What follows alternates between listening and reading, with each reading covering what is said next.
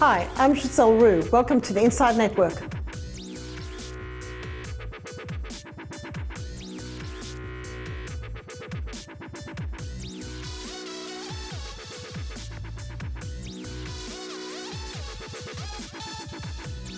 Welcome to the Inside Network. Today we've got Steve Byrom, one of the co-founders of Potentum Partners, a differentiated offer in private equity.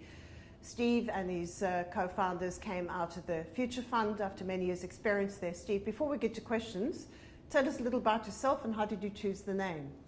Well, I've spent my career around the private equity industry for probably 30 odd years now, either as a consultant or advisor doing transaction services, but for the last 21 years now as an investor, investing into companies or private equity funds.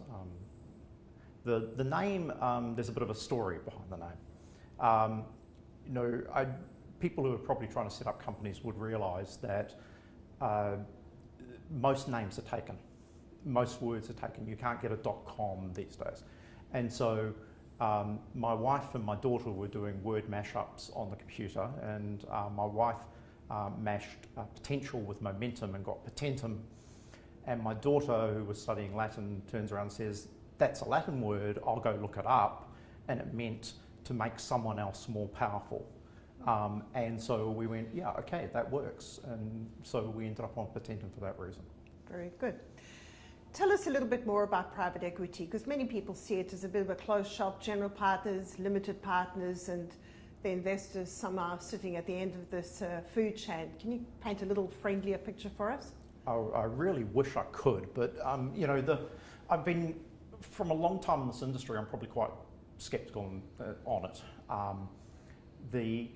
On the whole, people do act like that, and that's really disappointing. And what I think really makes this industry actually work are the people that don't act that way. And so there are, a small number, unfortunately, of groups that actually treat their limited partners as partners. They actually understand that they're there to generate returns for people rather than to grow their assets under management or build their fee income base. And so there are elements within that industry. It's a very big and broad industry, and it can be very easy to sort of tar everyone with the same brush. But I think in this, my experience would be that when you go through and pick through that industry, you do find elements that are different to that, and that's what we look for, and that's what we like partnering with. Another common phenomenon is this constant description of claims of dry capital. Is that true, and what impact does it have on pricing and quality of the deals available? Yeah, so dry powder is something that people spend a bit of time looking at. Often the metrics include real estate as well, so it can be skewed a bit. There is a lot of dry capital floating around in the real estate sector. But overall, I think the dry powder available to invest into private equity and venture capital is still running at sort of 2 to 3 years worth of capital, which hasn't really increased at all over the last decade or so. And does it impact on pricing and quality? I think pricing is a little more impacted by what happens in the public markets. Admittedly, if somebody was getting to the very end of their fund investment cycle, then they would come under some sort of pressure to put that capital to work, and they might do something that's not, do something a little stupid by doing that. But on the whole, I don't think the amount of capital people have to put to work is impacting the pricing. There's another common statement is that you need to be in the top quartile of private equity investors. What actually defines a top in a private equity investor, particularly that you get different vintages with different returns? Yeah, and this is a great area because there was some work done by I think it was University of Paris and University of Oxford, which said that you've got 3 or 4 different measures of what is benchmark measures to measure against, and each of those measures have 3 or 4 different ways of measuring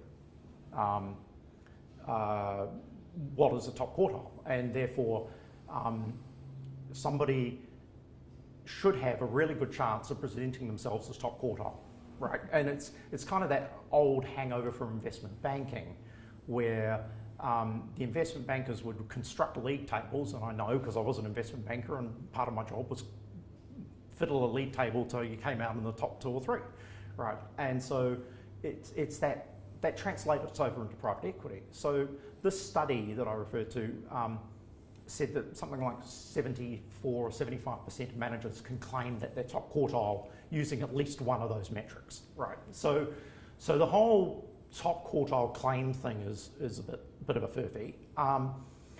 And actually, excuse me, if you're talking to someone who can't present themselves as top quartile, that's probably a little bit of an alarm signal, right?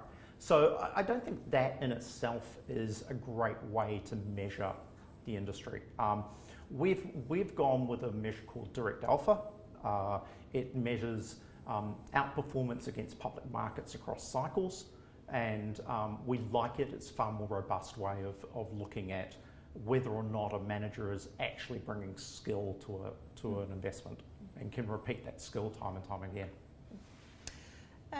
Early on in your founding, you stated that some of the institutional investors are either reluctant to unable to invest in certain sectors. Can you just elaborate a little bit on this difficulty in getting in or getting the right decisions made? Yeah, certainly. So what we've found, and having sat around the table with other institutional investors for over a decade, is that the institutions are generally constrained by some internal operation. Now that might be the amount they can spend on travelling. That might be how they do their due diligence. That might be the speed at which they can make decisions, how often their investment committee might meet. It could be a check size constraint that says we can only do things that are over a certain check size and therefore you can't do anything smaller. And those constraints, when you add them all up, can stop an institution from doing something like venture capital or co-investing in venture capital, which could be a really interesting investment area for them to be investing into, but they can't do it themselves. And so that's why we've sort of designed what we do to help them overcome those constraints and become an outsourced version of their in-house team to enable them to do the things they wouldn't be able to do themselves. Let's go back to the kind of people that manage private equity, often seen as sort of pretty aggressive. They're all about cost cutting and sort of the nasty guys in the game. What are the personal character traits that you think when you meet with a private equity manager that makes them good at what they do? Yeah, so we spend a lot of time trying to understand what motivates and drives the individual, and how that organises itself into a culture within an organisation, and I think that's what we're trying to do by that is sort of eliminate people who get lucky or get lucky on a repetitive basis.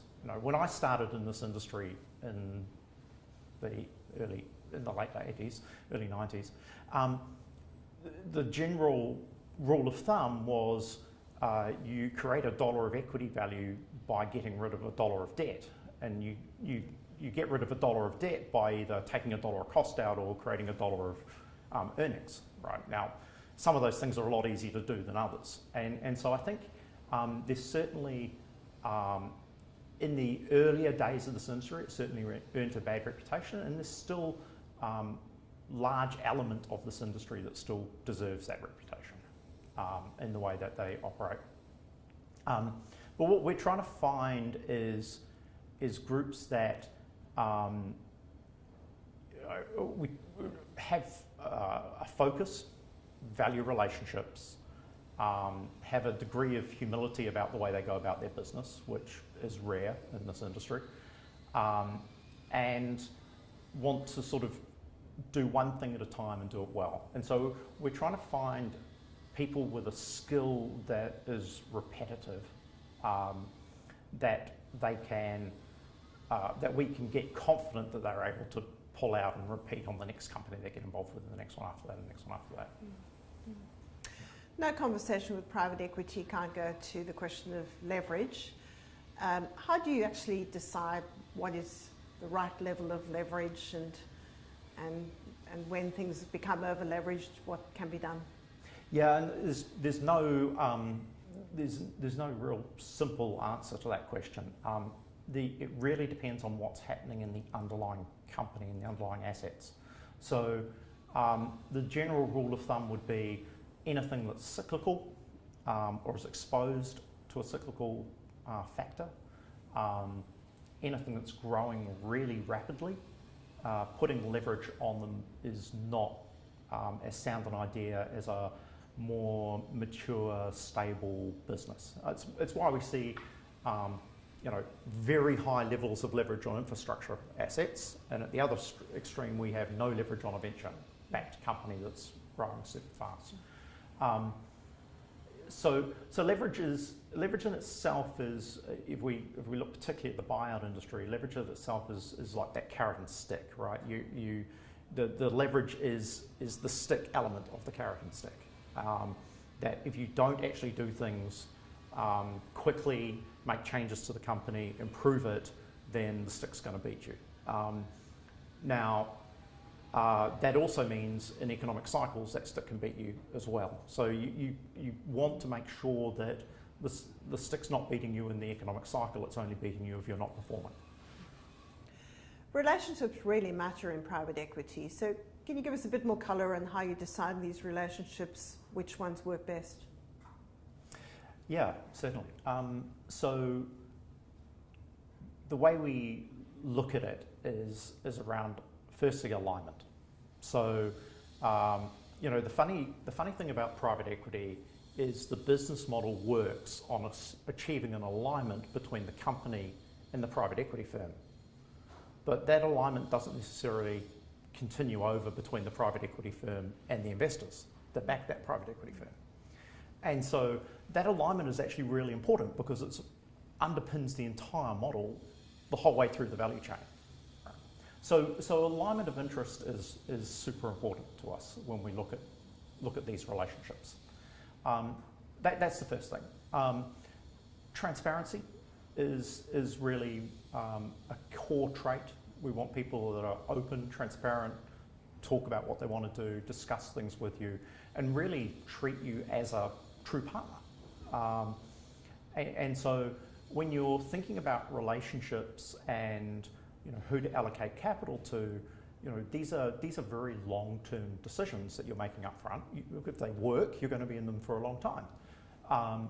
And so sort of understanding how the people on the other side of the table are thinking about those elements and how they act, because sometimes the walk is different to the talk when it comes to those things as well, is super important when we're thinking about relationships. So, from our perspective, we think having deep relationships with a small number of groups that are super high quality, and we find that is really important. Now, super high quality because what we've seen is there's a quality premium to be had. Skill is rare within private equity universe, and those who have it can earn a persistent premium on their returns. And so what we're trying to do is find good relationships that sit within that super high quality premium group of managers, which is harder to do than what probably most people would think. And inevitably some things will not work out. The company just doesn't perform as expected. What actually happens to those investments? We very rarely hear about them. They just disappear. Yeah, it's funny. It seems to be the negative stories seem to hit the papers more than the positive ones do. But so on a company level, sometimes the company goes, it might get bought, it might get restructured. Generally speaking, the most common thing that goes wrong is the wrong people. You've got the wrong people either in the company or the wrong people in the GP, or the people in the GP aren't up to don't have the skill necessary to do what they want to do with that underlying company. And so it means that it's very hard to change the people at the GP. So as an investor, you can vote with your feet. And so we've used the secondary market on a number of occasions where we've felt that a general partner or a manager of a private equity firm has overstretched their abilities or has wandered off strategy where we don't feel confident in them. That secondary market's very efficient these days. So it is quite simple to move positions on or liquidate private equity positions within the secondary market. And we've done that a number of times. Yeah, overall, it's a hubris issue or a bad, wrong fit of people for situation type issue that generally drives what goes wrong in these situations. Thank you, Steve. Thank you, Giselle.